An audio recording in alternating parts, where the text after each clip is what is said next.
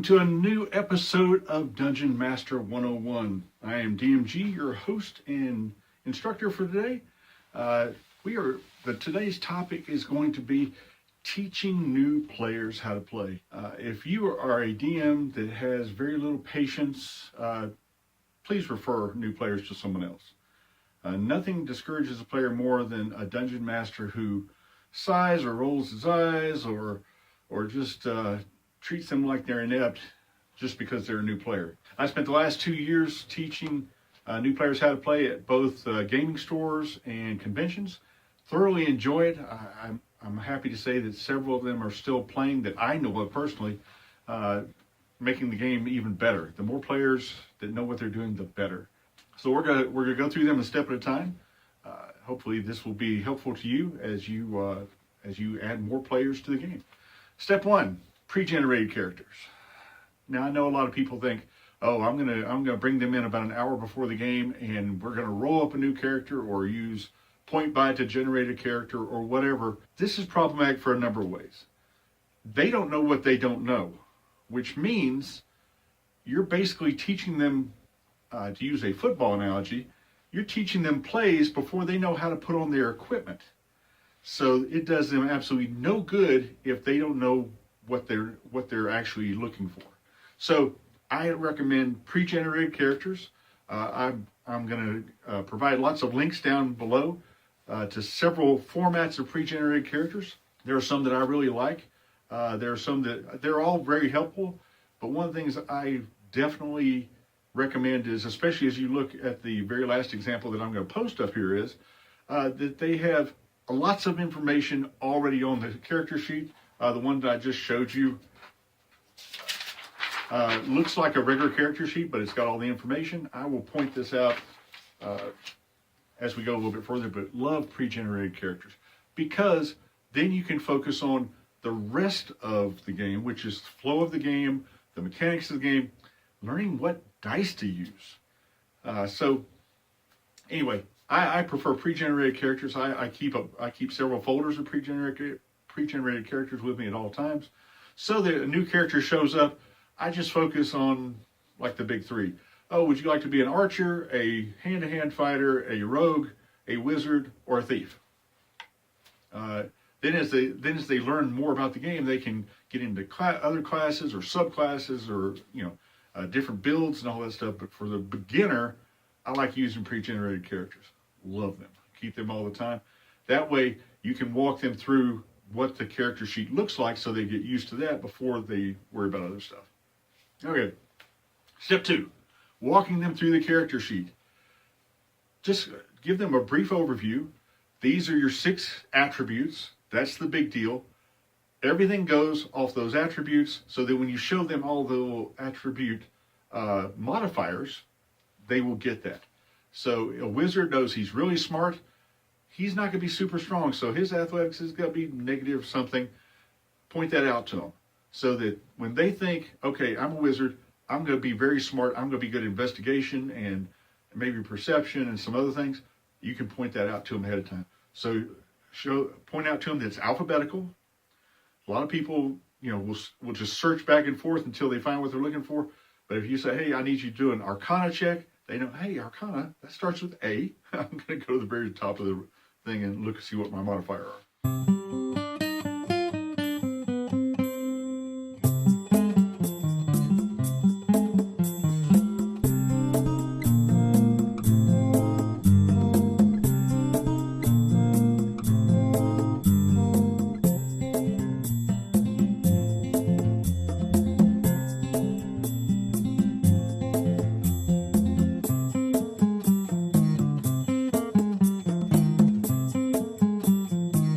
Also walk them through the big stuff, which is the combat stats. Show them what an armor class is.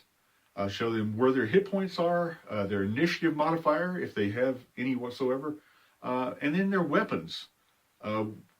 Show them what dice their weapon's going to use and what the modifiers to hit are and what the modifiers to damage are. That's just putting them out there. I'm going to give you a link to a color-coded character sheet and show you one here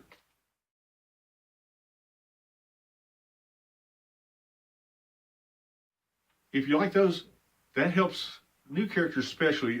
This was designed for kids, but I think all new characters can just look at this and go, oh, okay, I get that. So once again, that link will be down below so that you can get access to all these resources. Anything that I mentioned on this channel will be available in these links. All right, step 3, give them visual aids. For me, that's very important. Sometimes at conventions, I will get poster-sized visual aids and put them up behind me so that all the players at my table can just look behind me and see how things work. And that visual, when I talk about visual aids, let's go back to the colored character sheet. I have something like that for them, or I put it out on the table as a cheat sheet so they can see, oh, the red are all the combat things, the green are all my attributes. I mean, so it's a very visual thing. But I also like, and I'm going to show this to you as well, here are some examples of play character sheets.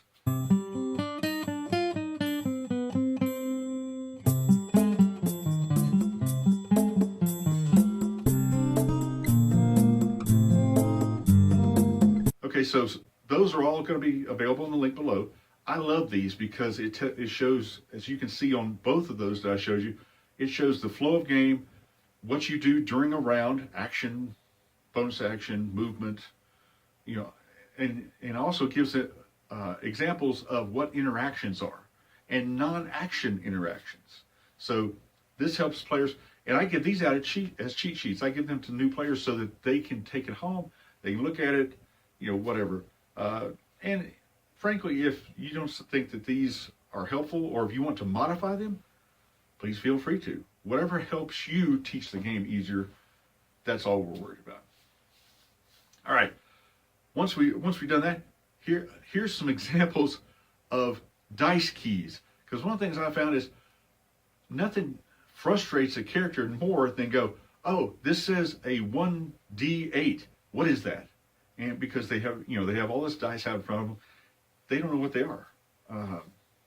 So here's some examples of some dice cheat sheets. Once again, links below so that you can get those resources.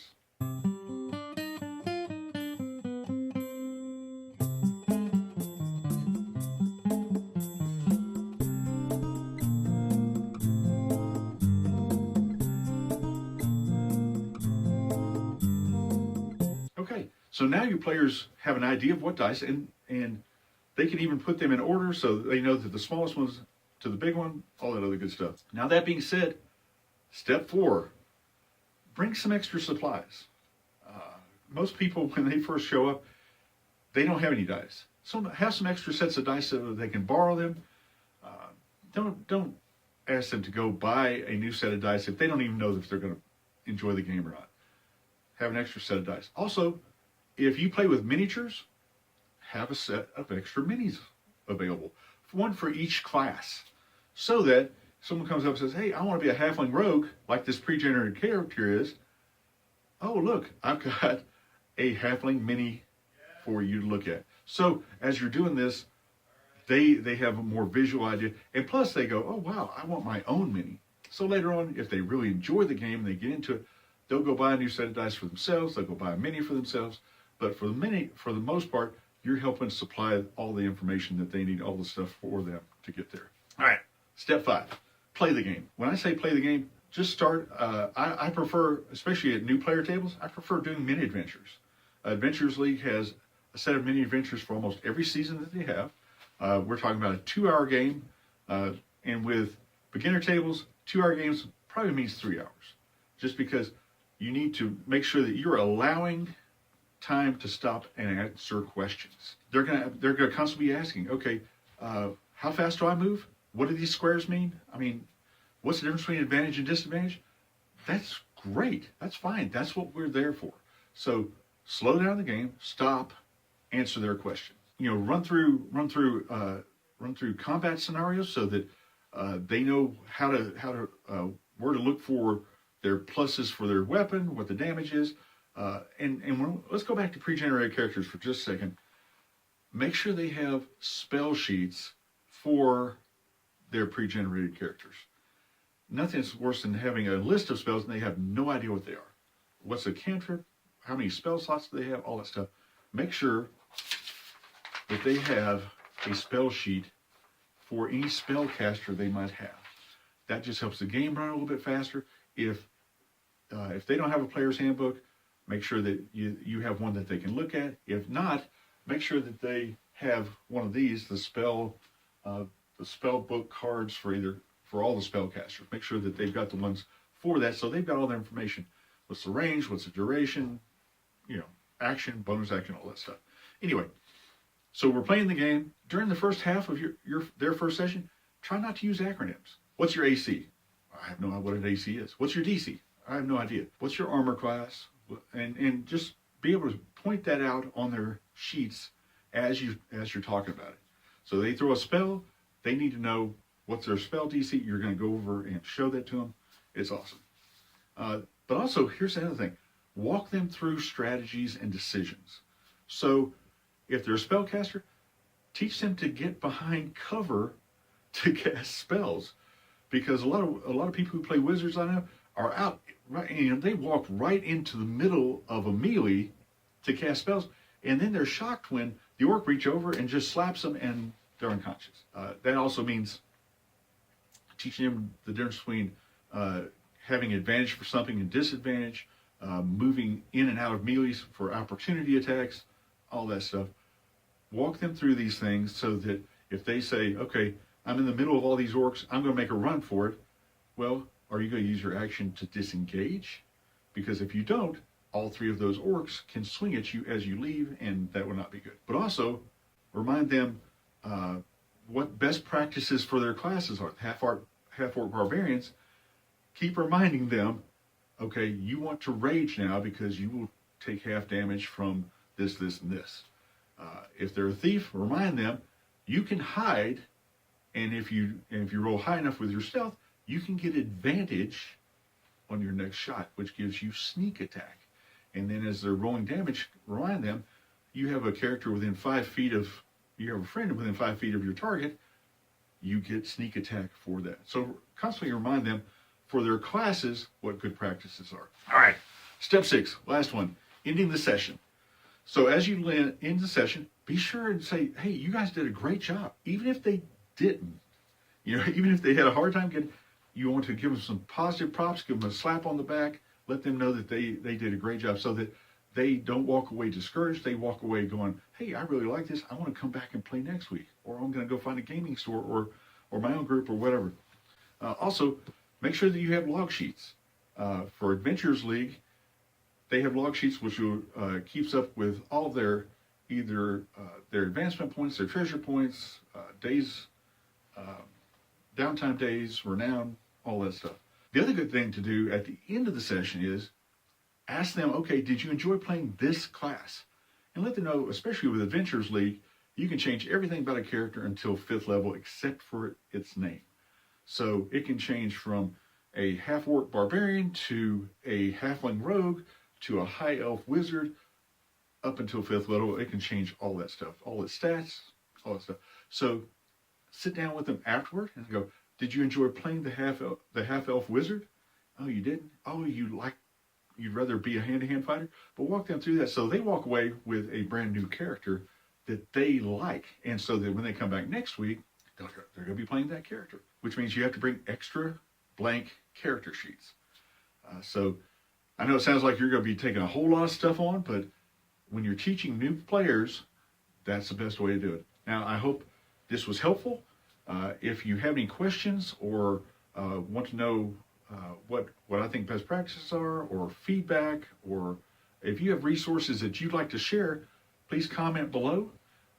Once again, I hope that you enjoyed it. This was episode 3 of Dungeon Master 101. Once again, I am your host, DMG. I will be back in 2 weeks with episode 4. I hope you have a good week and game with excellence.